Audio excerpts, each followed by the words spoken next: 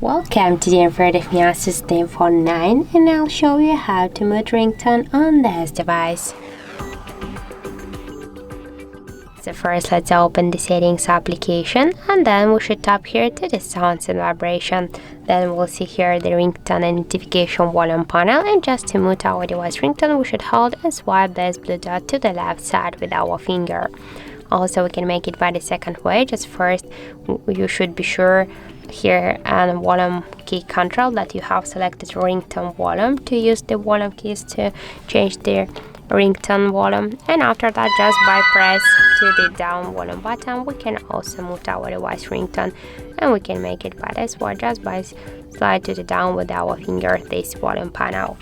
And that's it. So thank you for watching, and if you find this video helpful, don't forget to leave a like, comment and to subscribe our channel.